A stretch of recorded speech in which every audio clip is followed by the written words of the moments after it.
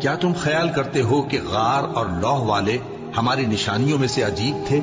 جب وہ نوجوان غار میں جا رہے تو کہنے لگے کہ اے ہمارے پروردگار، ہم پر اپنے ہاں سے رحمت نازل فرما اور ہمارے کام میں درستی کے سامان مہیا کر۔ تو ہم نے غار میں کئی سال تک ان کے کانوں پر نیند کا پردہ ڈالے رکھا، یعنی ان کو سلائے رکھا۔ پھر ان کو جگا اٹھایا تاکہ معلوم کریں کہ جتنی مدت وہ غار میں رہے دونوں جماعتوں میں سے اس کی مقدار کس کو خوب یاد ہے۔ ہم ان کے حالات تم سے صحیح صحیح بیان کرتے ہیں۔ وہ کئی نوجوان تھے جو اپنے پروردگار پر ایمان لائے تھے، اور ہم نے ان کو اور زیادہ ہدایت دی تھی، اور ان کے دلوں کو مربوط یعنی مضبوط کر دیا۔ جب وہ اٹھ کھڑے ہوئے تو کہنے لگے کہ ہمارا پروردگار آسمانوں اور زمین کا مالک ہے، ہم اس کے سوا کسی کو معبود سمجھ کر نہ پکاریں گے۔ اگر ایسا کیا تو اس وقت ہم نے بے عقلی کی بات کی۔ ان ہماری قوم کے لوگوں نے اس کے سوا اور معبود بنا رکھے ہیں، بھلا یہ ان کے معبود ہونے پر کوئی کھلی دلیل کیوں نہیں لاتے؟ تو اس سے زیادہ کون ظالم ہے جو اللہ پر جھوٹ باندھے؟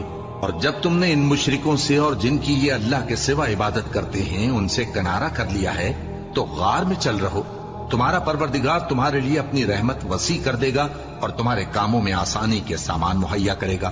اور جب سورج نکلے تو تم دیکھو کہ دھوپ ان کے غار سے داہنی طرف سمٹ جائے، اور جب غروب ہو تو ان سے بائیں طرف کترا جائے، اور وہ اس غار کے کشادہ حصے میں تھے۔ یہ اللہ کی نشانیوں میں سے ہیں، جس کو اللہ ہدایت دے وہ ہدایت یاب ہے، اور جس کو گمراہ رہنے دے تو تم اس کے لیے کوئی دوست راہ بتانے والا نہ پاؤ گے۔ اور تم ان کے متعلق خیال کرو کہ وہ جاگ رہے ہیں حالانکہ وہ سوتے ہیں، اور ہم ان کو دائیں اور بائیں کروٹ بدلاتے تھے، اور ان کا کتا چوکھٹ پر دونوں ہاتھ پھیلائے ہوئے تھا۔ اگر تم ان کو جھانک کر دیکھتے تو پیٹ پھیر کر بھاگ جاتے اور ان سے دہشت میں آ جاتے۔ اور اسی طرح ہم نے ان کو اٹھایا تاکہ آپس میں ایک دوسرے سے دریافت کریں۔ ایک کہنے والے نے کہا کہ تم یہاں کتنی مدت رہے؟ انہوں نے کہا کہ 1 دن یا اس سے بھی کم۔ انہوں نے کہا کہ جتنی مدت تم رہے ہو تمہارا پروردگار ہی اس کو خوب جانتا ہے، تو اپنے میں سے کسی کو یہ روپیہ دے کر شہر بھیجو، وہ دیکھے کہ نفیس کھانا کون سا ہے تو اس میں سے کھانا لے آئے، اور احتیاط سے آئے جائے اور تمہارا حال کسی کو نہ بتائے۔ اگر وہ تم پر دسترس پا لیں گے تو تمہیں سنسار کر دیں گے یا پھر اپنے مذہب میں داخل کر لیں گے، اور اس وقت تم کبھی فلاح نہیں پاؤ گے۔ اور اسی طرح ہم نے لوگوں کو ان کے حال سے خبردار کر دیا تاکہ وہ جانیں کہ اللہ کا وعدہ سچا ہے، اور یہ کہ قیامت جس کا وعدہ کیا جاتا ہے اس میں کچھ شک نہیں۔ اس وقت لوگ ان کے بارے میں باہم جھگڑنے لگے اور کہنے لگے کہ ان کے غار پر عمارت بنا دو۔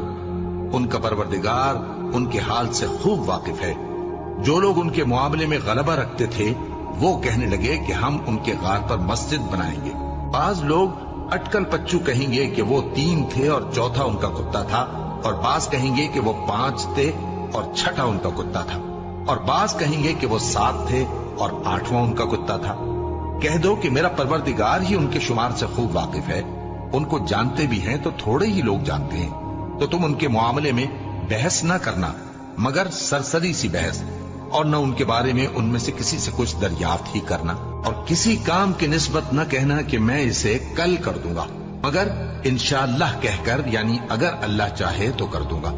اور جب اللہ کا نام لینا بھول جاؤ تو یاد آنے پر لے لو، اور کہہ دو کہ امید ہے کہ میرا پروردگار مجھے اس سے بھی زیادہ ہدایت کی باتیں بتائے۔